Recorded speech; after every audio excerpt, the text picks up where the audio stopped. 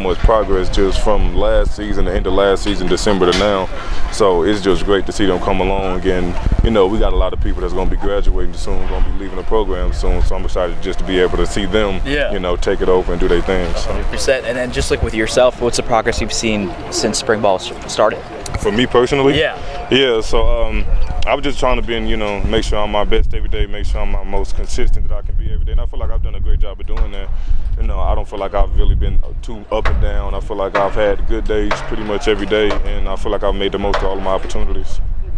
Caleb, what are you tipping the scale? What are you coming in at right now? 311. Okay. So, yeah. What were you last year?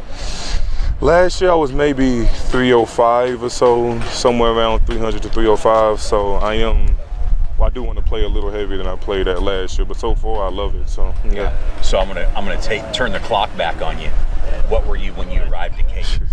I was 250 when I got here. So yeah, a little different. Yeah. Talk about the road that it's taken to go from there to where you are now. Yeah, it definitely was not linear. It was not just constant progress. It was up, down, and I think not this last season, but the season before that, I had kind of did the same thing where I got up to a super heavyweight and lost it halfway through.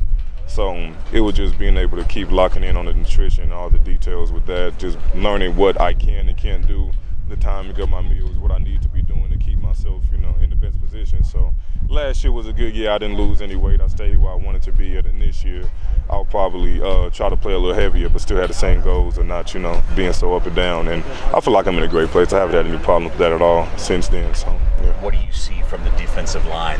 Maybe more the depth that you guys have. Yeah, it's a lot of younger guys really stepping up and doing a lot.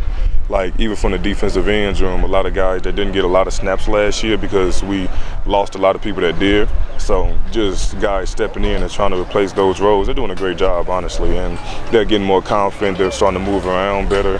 So, yeah, no complaints about anything from the D-line. The young guys and at D-tackle, too, are all doing great. All the older guys are doing great. So, yeah. Yeah, all right, so you had some scrimmages. You've gone up against the offensive line. Talk about those battles, and who are some of the linemen that are tough challenges? Yeah, it's funny because obviously Pooney is gone. He was here today, but that's probably the best O-lineman I've actually went against. It wasn't in the game. It was every day in practice.